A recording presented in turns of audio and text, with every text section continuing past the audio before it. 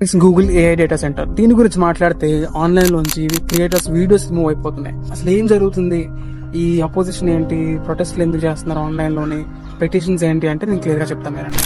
దీని గురించి environmental issues ఉన్నాయని కొంతమంది, ట్రాన్స్పరెన్సీ సరిగ్గా లేదు అని చెప్పి కొంతమంది, ల్యాండ్స్ ప్రాపర్ గా కలెక్ట్ చేయట్లేదని కొంతమంది, ఇలా చాలా ఎలిగేషన్స్ వస్తున్నాయి. ఈ క్లెయిమ్స్ చేస్తున్న వాళ్ళని మనం ప్రొటెస్టర్స్ అందాం, అండ్ గవర్నమెంట్ ని అండ్ సపోర్ట్ చేసే వాళ్ళని సపోర్టర్స్ అందాం.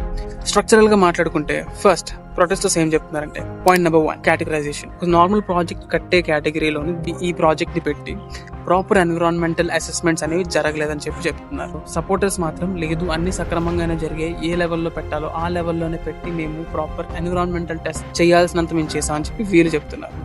అండ్ వీళ్ళు ఏదైతే లెవెల్లో చేశారో ఆ లెవెల్ సరైనది కాదని, దీనికి వేరే కేటగిరీ అలాట్ చేసి ఆ కేటగిరీకి తగ్గట్టు ఎన్విరాన్మెంటల్ అసెస్మెంట్స్ అనేవి చేయాలని ప్రొటెస్టర్స్ చెప్తున్నారు. ఇదే మనకి సెకండ్ పాయింట్ కి తీసుకొస్తుంది, that is transparency. Environmental assessments లేకపోవడం వల్ల అండ్ ఇది కేటగిరీ B2లో ఉండడం వల్ల పబ్లిక్ హీరింగ్స్ అనేవి జరగలేదు.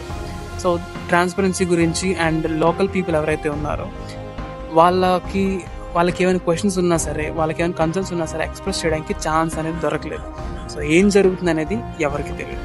Third point, land collection. And farming lands collect చేసినప్పుడు కమ్యూనిటీ మెంబర్స్ ని ప్రాపర్ గా కన్సల్ట్ అవ్వాలని చెప్పి అండ్ ఫార్మింగ్ ల్యాండ్స్ ని ప్రాపర్ కంపెన్సేషన్ స్పెసిఫై చేయకుండానే తీసుకున్నారని చెప్పి కొన్ని అలిగేషన్స్ వస్తున్నాయి. దీనికి సపోర్టర్ సైడ్ నుంచి వస్తున్న పాయింట్ ఏంటంటే, కాంపెన్సేషన్ మెకానిజం అనేది పెట్టాము అండ్ విత్ పర్మిషన్స్ మాత్రమే మేము తీసుకున్నాం అని చెప్పి వాళ్ళు చెప్తున్నారు. Fourth point, livelihood. ఆ ఏరియాలో ఉన్న లైవ్లీహుడ్ కానీ ఎకాలజీ కానీ డిస్టర్బ్ అవుతుందని చెప్పి, ముఖ్యంగా 2 areas that is Kambalakonda and ముడిసర్లాగా, ఇవి రిజర్వ్డ్ ఫారెస్ట్ అని చెప్పి, అంటే అలాంటి రిజర్వ్ ఫారెస్ట్ లోని పర్మిషన్స్ అంత తొందరగా రావు, బట్ మీరు స్క్రూటినీ జరగాలి. బట్ పర్మిషన్స్ ఎంత ఫాస్ట్ ఎలాగ వచ్చాయి, రిజర్వ్ ఫారెస్ట్స్ అనేవి ప్రొటెక్ట్ చేయడానికి వేరే ఏరియాస్ లో పెట్టచ్చు కదా అని చెప్పి ఇంకొన్ని క్వశ్చన్స్ కూడా రేస్ అయ్యాయి. Fifth point, jobs. దీనివల్ల చాలా జాబ్స్ వస్తున్నాయని అనుకుంటున్నారు, కానీ ఒక ఏఐ డేటా సెంటర్ అనేది మోస్ట్లీ ఆటోమేటెడ్ ఉంటుంది, చాలా లిమిటెడ్ ఉంటాయని చెప్పేసి ప్రొటెస్టర్స్ లో చాలా మంది టెక్ ఎంతూజియాస్ట్స్ చెప్తున్నారు. దీనికి సపోర్టర్స్ చెప్తుంది ఏంటి అంటే, అందులో జాబ్స్ ఉంటాయి అండ్ దీనివల్ల వేరే కంపెనీస్ కూడా పులిన్ అవుతాయి, అప్పుడు డైరెక్ట్ గా అండ్ ఇండైరెక్ట్ గా కలిపి చాలా జాబ్స్ క్రియేట్ అవుతాయి అని చెప్పేసి సపోర్టర్స్ చెప్తున్నారు.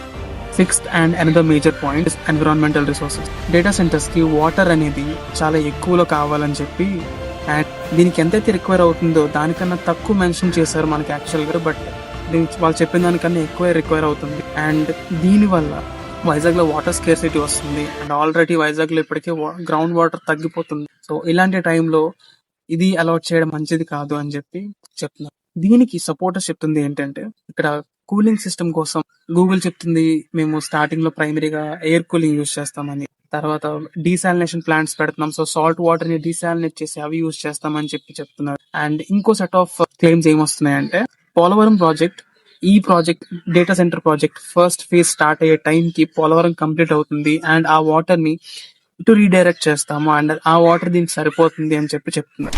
ఇక్కడ ప్రొటెస్టర్స్ రేస్ చేస్తున్న major concerns are about employment, environment and transparency. వీలైనంత వరకు షార్ట్ అండ్ సింపుల్ గా చెప్పడానికి ట్రై చేశాను. Hope you understood.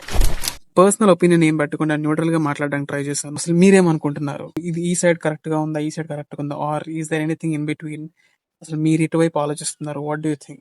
Express your views in the comments. Remember, this is not about any party, this is not about stopping the project, this is about safety, environment and transparency. అది mind లో పట్టుకుని ఆ aspects లో మాత్రమే మాట్లాడాను. So that's all from my side. Maverick signing off.